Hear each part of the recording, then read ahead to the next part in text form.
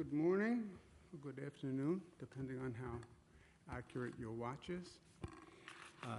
Let me introduce the people who are with me today. From my right, Dr. Howard Zucker, our Health Commissioner, who's been doing great work. To my left, Melissa DeRosa, who is Secretary to the Governor, which is the top position in state government. To her left, Gareth Rhodes, who is Deputy Superintendent and Special Counsel to the New York State Department of Financial Services, but who has been working with the Chamber on this situation, has been doing an excellent job. We're at Marist College today. It's a pleasure to be here. Dr. Dennis Murray, pleasure. Thank you very much for having us. Marist, go Red Foxes.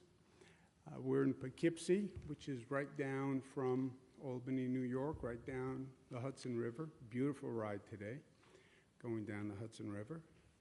Many people fishing, a little fishing envy. Striped bass season in New York. No fishing for me, but that's okay. It's always next year. Albert Einstein, I do not like to state an opinion on a matter unless I know the precise facts. Good advice. Wouldn't it be nice if all those talking heads on TV took that advice? No opinion unless you know the facts. Let's talk about some facts. Total hospitalizations down to 8,196. Good news. Change in hospitalizations, you see, has been going down. Change in intubations is also down, and that's really good news.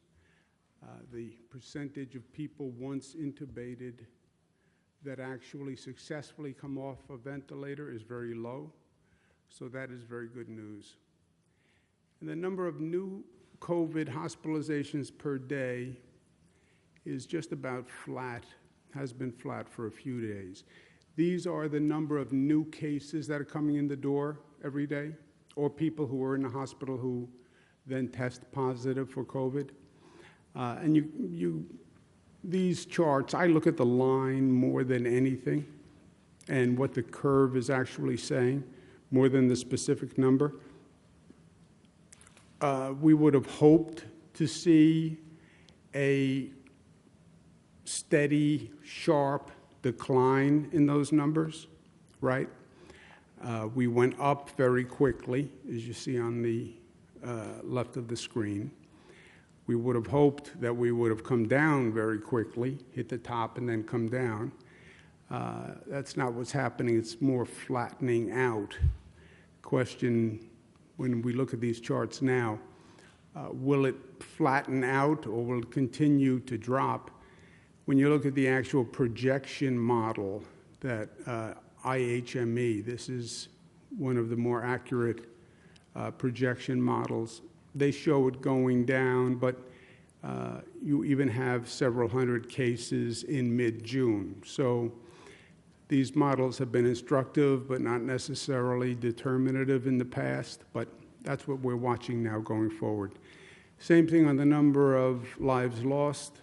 This is probably the most important statistic and the most painful. 216 New Yorkers passed away yesterday. It's 216 families. You see that it's been persistently constant in the 200 range for the past few days. We're also looking at that. What does that curve do? What does that line do? Does it slowly decline? We would have liked to see again up and then a fast decline. Possibility that it flattens out at one point. But again, we don't know.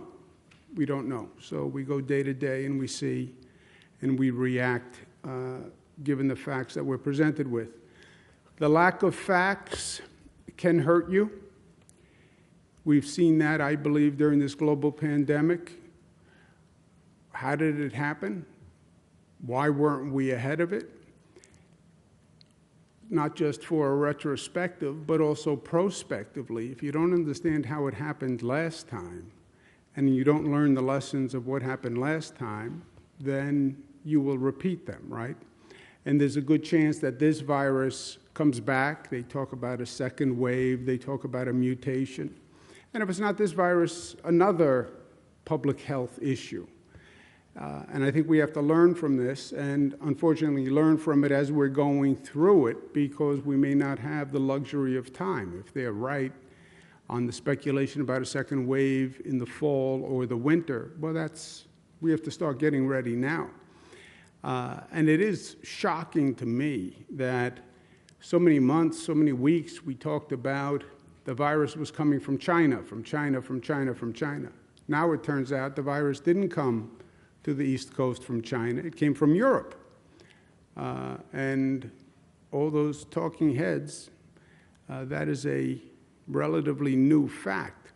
When you then look back at the timeline of what was going on, I think it's informative. We were talking about the virus in China last year, the end of last year, November and December.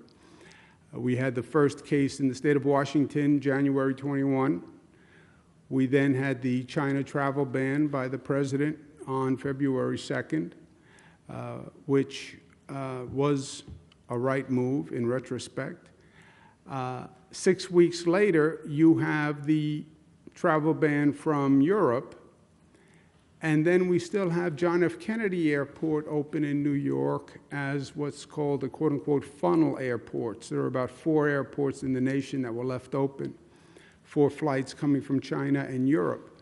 And John F. Kennedy Airport, which is our main international airport, was one of them. When you look back, November to April is a long period of time. And what happened, apparently, is the virus got on a plane from China. Someone who was infected got on a plane and went to Europe, and then from Europe, the virus mutated in Europe and then flew to New York City, Newark Airport, flew to places on the East Coast, flew to Chicago. And you can see why, right? The virus wasn't going to stay in China and wait for us to deal with it in China. Everybody talks about how mobile people are and global interconnections, et cetera. And that's what happened. But nobody was saying, beware of people coming from Europe. We weren't testing people coming from Europe. We weren't telling anyone at the time, if you have a European visitor or a European guest, make sure they get tested. They walked right through the airport. Well, I understand what happened in retrospect, but we have to make sure it doesn't happen again. From December to March, 3 million Europeans came through our airports. You wonder why we have such a high infection rate. You put 3 million Europeans coming into this market undetected. You don't tell anyone. There's no precautions. There's no testing. And then you let people circulate in this dense environment. You're going to have the virus spread. And that's exactly what happened. And many of those people didn't stay in New York. They just landed at JFK, connected to another flight, and flew to a city in the United States. That's what happened. Flights from China proportionately go to the west coast of the United States. But the European flights, they come to the east coast. 3 million Europeans is a lot of people. And again, it was months of people coming and people circulating before we were really put on notice. So learning what happened is important so we don't make the same mistake again twice, right? And we're better prepared in the future.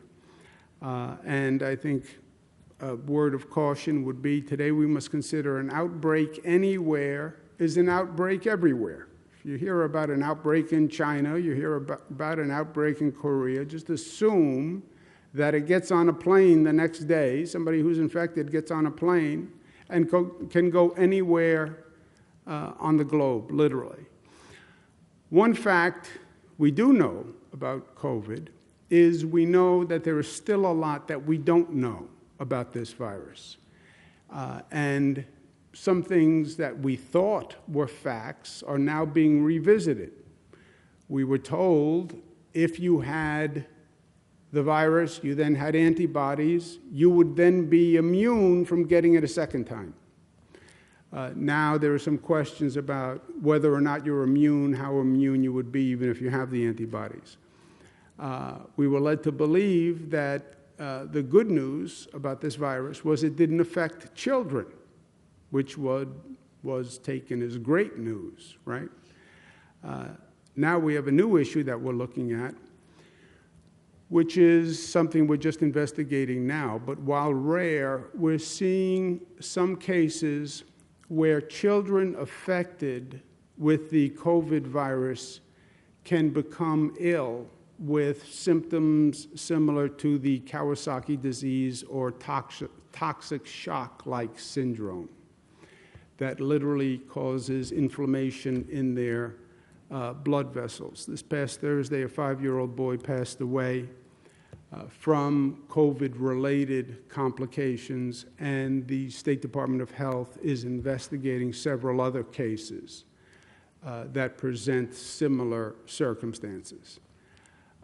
This would be really painful news and would open up an entirely different chapter, because I can't tell you how many people I spoke to who took peace and solace in the fact that children were not getting infected. We thought that children might be vehicles of transmission. A child could get affected and come home and infect the family.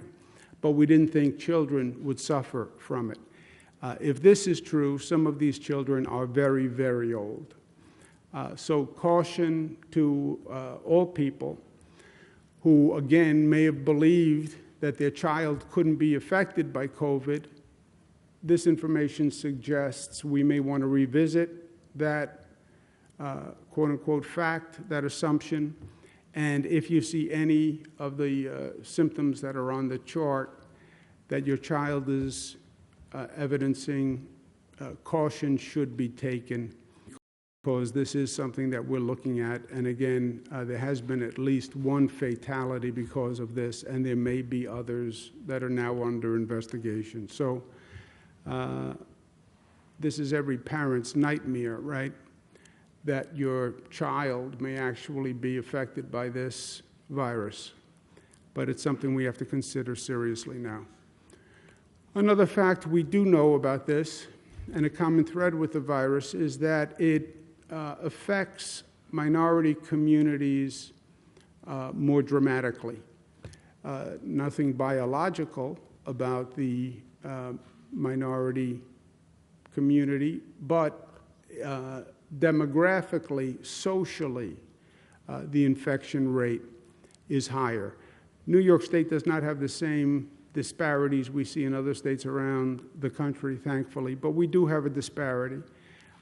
It's again, relatively modest, but something that we won't tolerate, and you see it in the Hispanic community, you see it in the African American community, where they are disproportionately affected.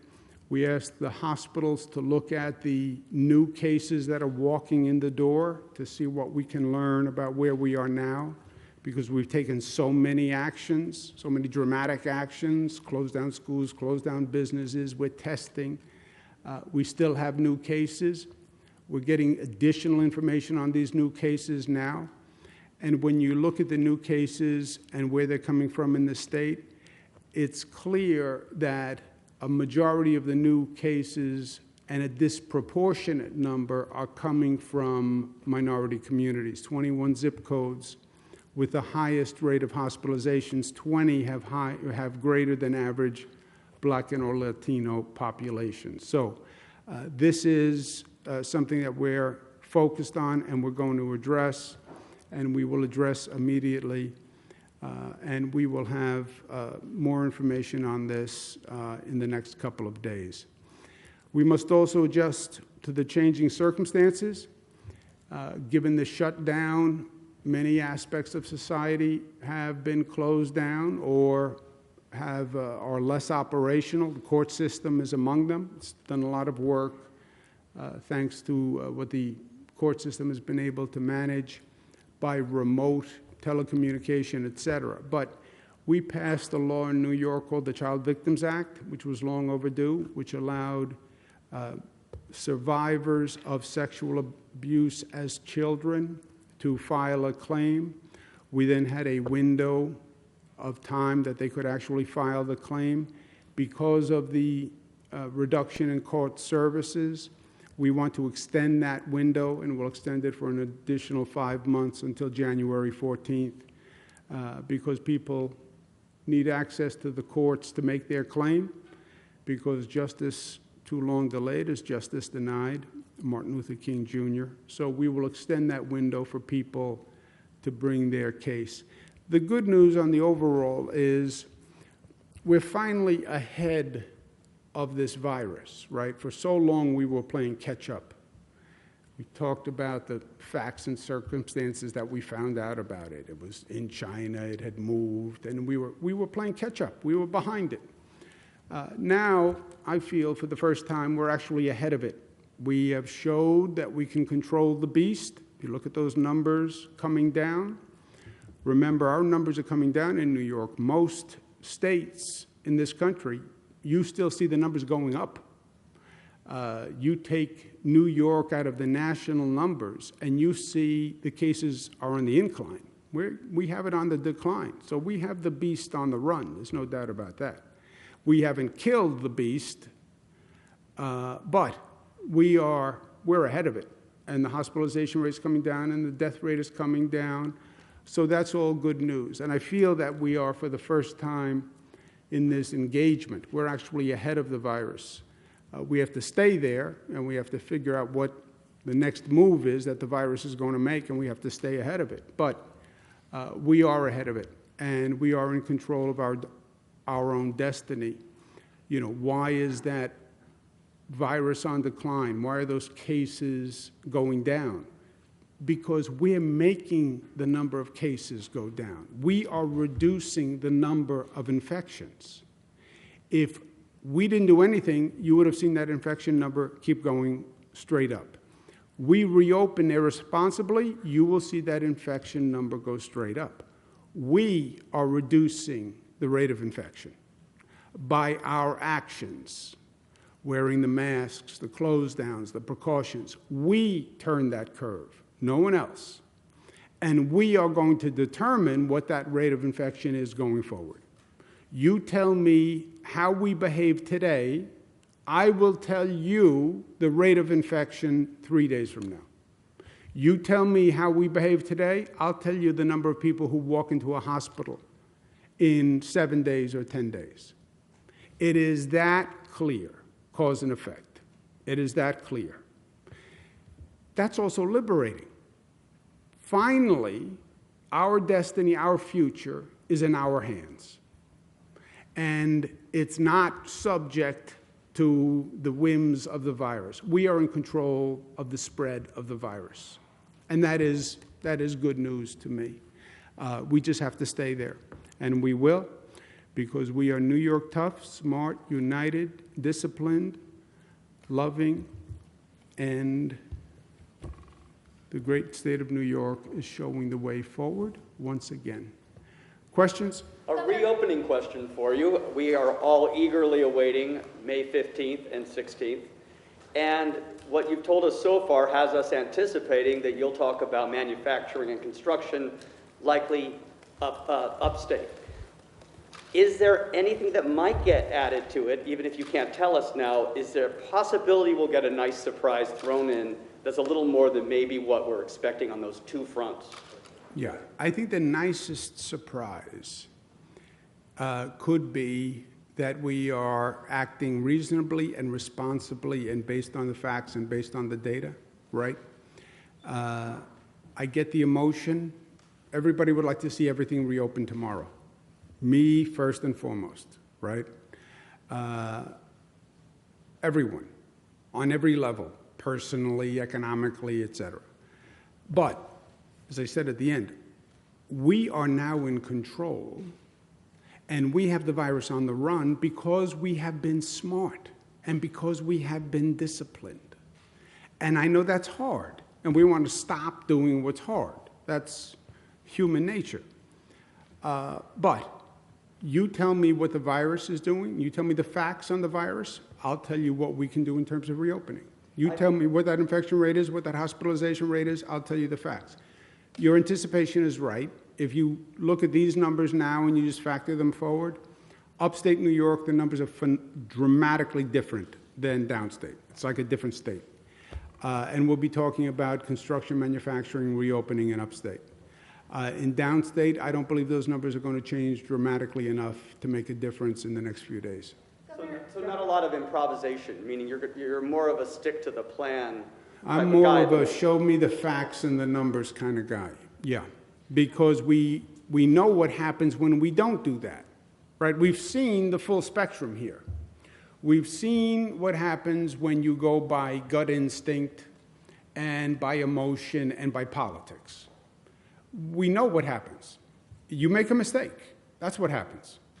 We also know what happens when you are factual and evidence-based and make decisions on the numbers as opposed to on the politics. And this is a virus. You know, part of this is math, right? It's just numbers. It's like an equation.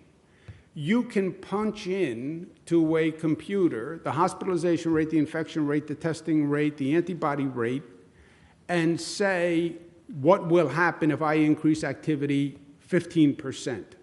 And it will tell you the infections are going to go here, and the hospitalization is going to go here, and the death rate is going to go here.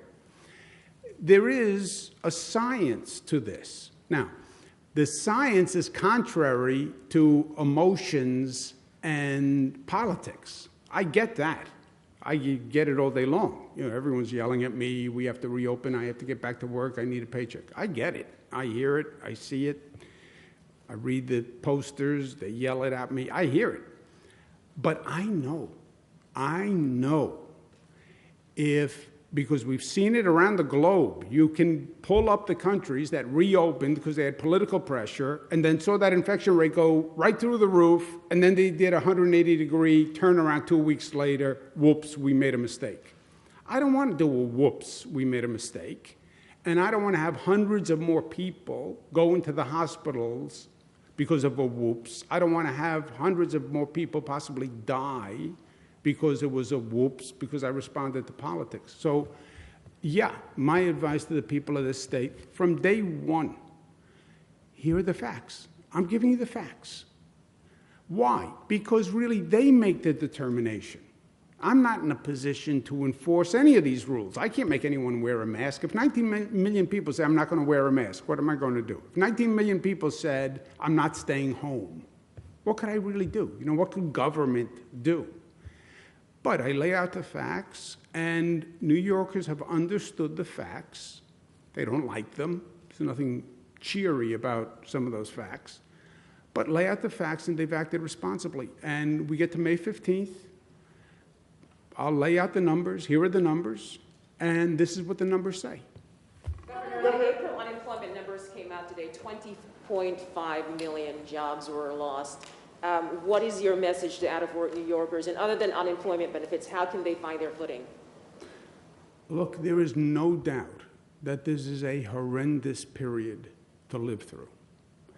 And the greatest problem for most people, besides the social issues, et cetera, and the isolation and the emotion that goes with that, and the emotional trauma that goes with that, by the way, which is a problem unto itself, the economics are devastating. I'm not working. I live paycheck to paycheck. It's been over a month. For some people, 6 weeks, 2 months. I haven't gotten a paycheck. I don't know if my job is still there. And the bills keep coming, right? Nobody put the bills on pause. You know, those people are still, everybody's still sending a bill. So that's a tremendous pressure on people. And then the unemployment rate, 20%. Some people say that number's underestimated. It's really closer to 25%, which is just, I mean, just imagine that. Largest, greatest since the Great Depression. So there is no doubt that this is a terrible period, but we have to get through it, right? That was Winston Churchill. When you're going through hell, keep going. You have to get through it. If we make a mistake and we react too quickly, the situation is only going to get worse and only going to get longer.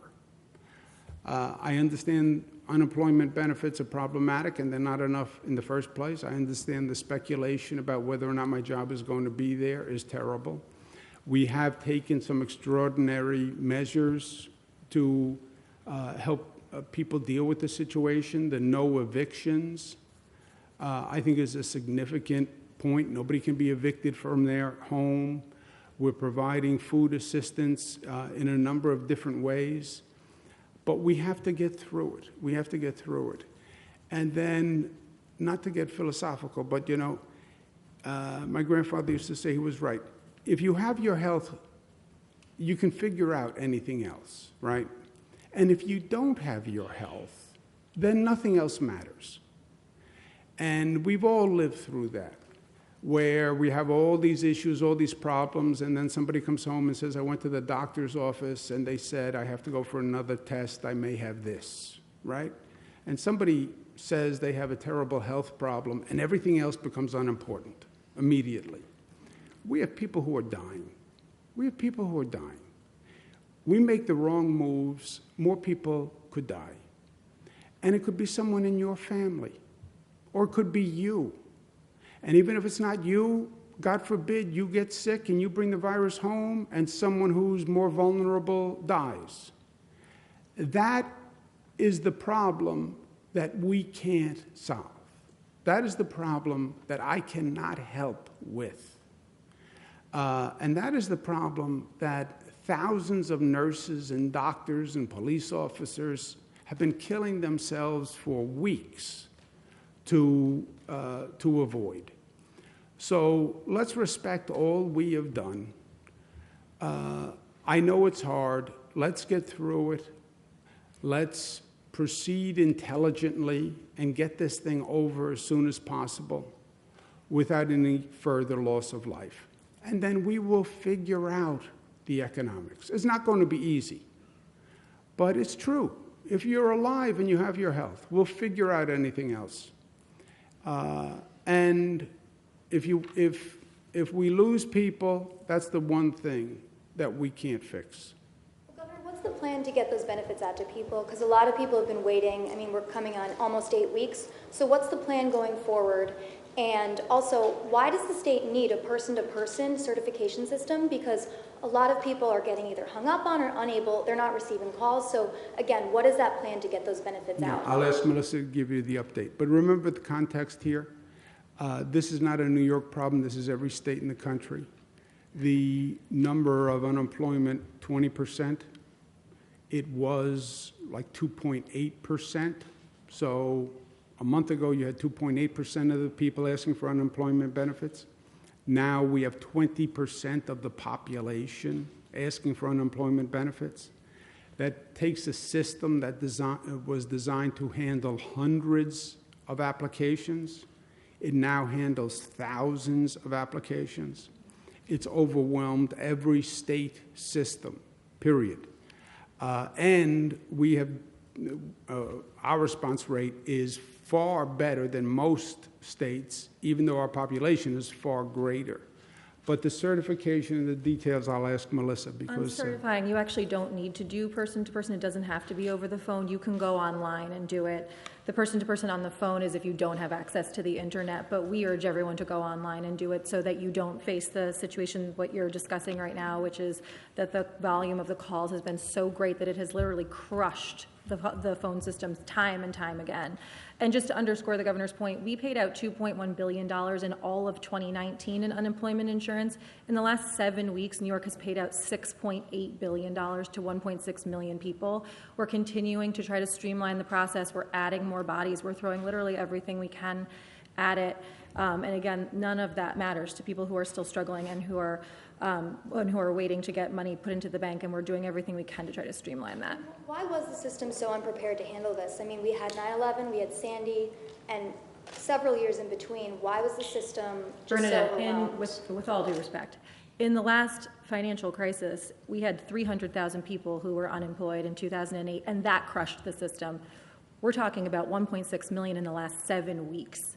So we haven't experienced anything like this, period. And there's all of these different things when you go through government where you say, why didn't you do this, why didn't you do this? If we had spent $20 million to upgrade the tech system and wasn't necessary, or there wasn't a crisis at the moment, I'm sure we would have been getting phone calls from publications saying, why are you wasting $20 million of taxpayer money on a tech system? So we're literally building the plane while we're trying to fly it. None of these are good answers to people who are waiting and who are struggling, and to those people we continue to apologize, and we are doing everything we can. But I think to the governor's point, there are 20 states in the country that haven't moved $1 on pandemic unemployment insurance. New York is one of 20. We've moved it for 90,000 people so far. And again, the governor has given the directive to the Department of Labor, anything you need to be able to move the money faster, get it out the door, do, and that's what we're continuing to do to build out the system. Also, if you just a little context, it is not like anything else. You're more unemployed today than since the Great Depression. So you would have to go back to the Great Depression to come up with a comparable situation, right? That's just on the facts. And then, as you just heard, we have administered 3 times more than the state put out all of last year in 6 weeks. And I'm old enough to have watched the full merry-go-round go around. We will sit in a room like this in 3 weeks, and you will say, my paper has to ask, why did John Smith, who actually had money in the bank, why did he get unemployment benefits from the state when he didn't really deserve unemployment benefits? And why didn't you check to make sure John Smith was eligible before you gave him taxpayer money? That's going to be a fair question. And then we're going to say, well, we were in a mad scramble to move as quickly as possible. And then you say, yeah, but you were supposed to determine the eligibility of a person, and you let this person get taxpayer money, and you were a bad governor. That's why you can't win in this business. One more, sir. Governor, unemployment forfeit days. I know that there are some people who have those days on their record, and that's keeping their state employment payments from being released. I know there's legislation in the works to fix that. Can you fix it more quickly? Can you say, I missed what you said, unemployment? Forfeit days? Orphan? Forfeit. Forfeit days. Do you know that issue? It's something that actually has come to our attention in the last week, and we're looking at, and if it's something that we can do, we're going to do. Sir, one more. I'll give you the one more because you had your hand up. There's been a lot of disparaging results about antibody testing coming from Washington, so much so that 50% may be inaccurate. Is there anything that New York is doing to kind of vet the testing? Because as you said, wrong information is just as bad as information. Yep. I will ask Dr. Zucker to respond to that question, but I'm going to give you a warning. He's going to be very defensive because, see, in New York, we use our own antibody test, which is not one of the off-the-shelf antibody tests. It's an antibody test that we designed here at the State Department of Health, at their laboratory. So Dr. Zucker has total confidence in the test because it's his test, and we tend to like our own product. But also, we use the antibody tests more for an indicator of infection rate, right? So when we talk to you about infection rate, with the minority community or transit workers or first responders, we're using the antibody test to make those determinations. We're not taking action off that antibody test. It's not like we tell you, okay, you can go back to work now because you're safe. We use it more for statistical purposes. So even if there is some deviation, it's the numbers are so large. We're testing 20, 30,000 people. So for the purposes that we use the antibody test, even if there's some deviation, wouldn't really make a difference. But Dr. Zucker assures me his test is better than any other test in existence in the United States of America. Dr. Zucker? I absolutely agree with that. Our test is 6 standard deviations out, which means it's an incredibly accurate test out of Wadsworth. But we also are working with the hospitals. Others have developed tests, and they do turn to our lab to ask us to confirm that their test is of high quality. So we're working very closely with them and elsewhere. Thank you all. Thank you very much. Thank you. Governor, in the midst of loss of jobs because of COVID-19, is there anything specifically you're working on for people in that position because they're not eligible for benefits. The federal government has a number of programs to address that. If we get some state funding from the federal government, we'll do whatever we can. Governor, President Trump apparently is okay. Governor, in the next stimulus bill, Governor, the MTA? Governor, what are you having for lunch? Come on, lady.